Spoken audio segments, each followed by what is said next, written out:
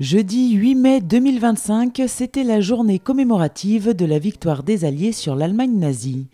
80 ans après l'armistice, des cérémonies étaient donc organisées partout en France et notamment à Romba.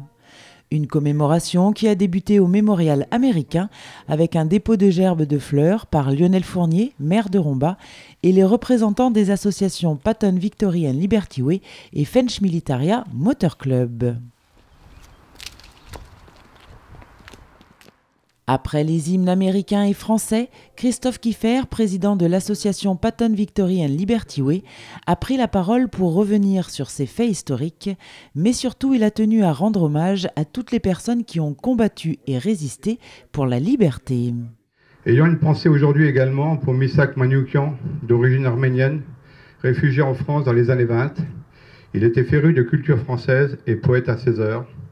Et pour l'amour de la France, il n'hésita pas à s'engager dans la résistance active et deviendra chef du mouvement FTP-MOE. Il sera fusillé au Mont Valérien par les Allemands le 21 février 1944 en compagnie de 22 autres camarades résistants de son groupe.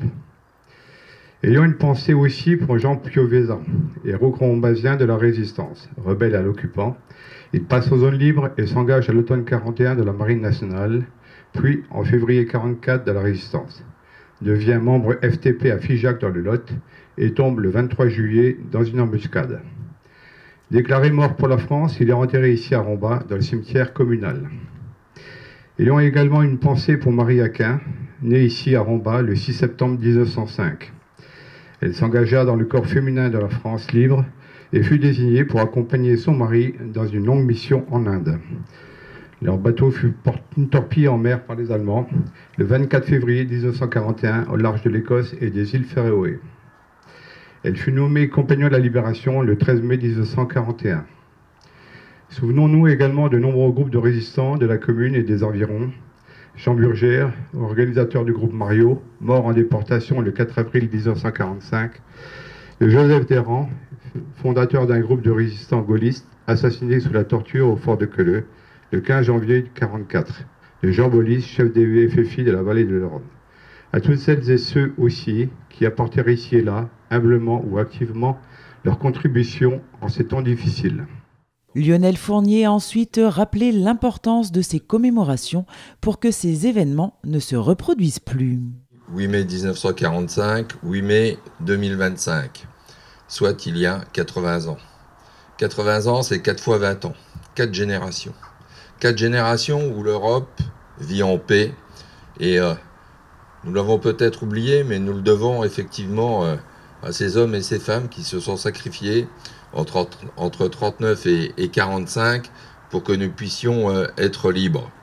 Et donc c'est à nous à la fois de ne pas oublier, de faire en sorte de se remémorer ces événements du 8 mai 1945 où des millions de jeunes hommes, de jeunes femmes, d'hommes et de femmes ont donné leur vie pour une certaine idée de la liberté et ne pas oublier que tout est fragile et que maintenant, effectivement, nous devons être responsables de notre sort au niveau européen.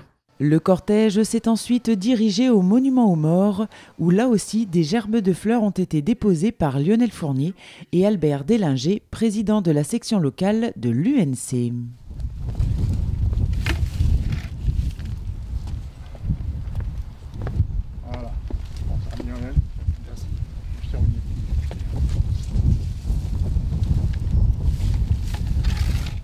Albert Délinger a souhaité lui aussi rendre hommage à tous ces hommes et toutes ces femmes qui ont combattu et donné leur vie pour la liberté.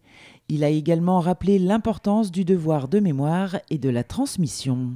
Saluons aujourd'hui tous les Français et les Françaises, héros et anonymes de métropole et d'empire qui ont souffert et donné leur vie, pour que la France se relève et recouvre sa gloire.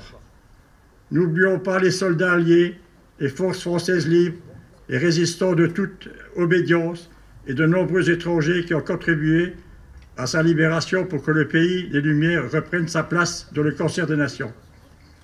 Mobilisons-nous, comme nous l'avons fait tout au long des mois passés, pour transmettre aux jeunes générations la mémoire de cette période douloureuse, ainsi que celle de tous ceux qui ont souffert, combattu, résisté et donné leur vie pour que notre pays, pour que vivre de leur vie pour notre pays.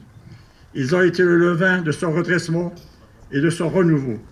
Dans le contexte actuel, restons très vigilants, entretenons l'esprit de défense et de résilience. Soutenons nos armées.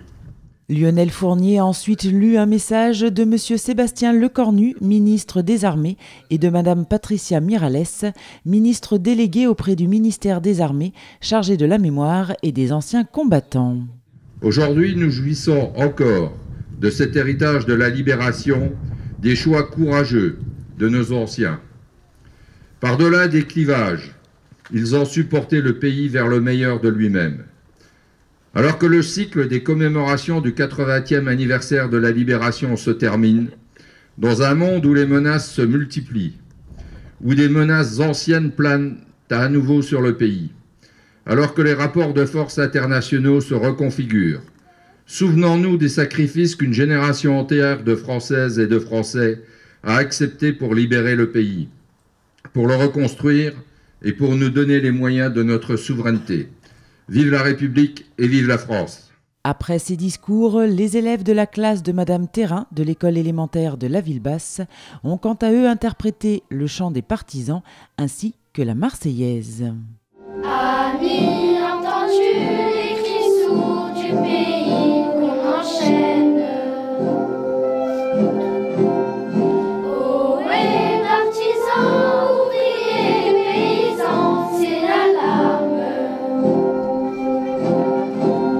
Ce soir, l'ennemi connaîtra le prix du sang et des larmes.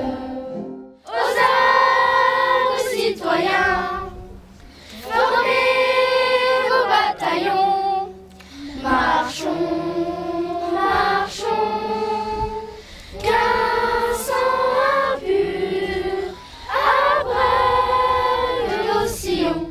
Le cortège s'est ensuite dirigé vers le square du Souvenir français afin de rendre hommage à Marie Aquin, héroïne de la résistance née à Romba et compagnon de la libération, avant de se retrouver au centre Burgère pour partager le verre de l'amitié.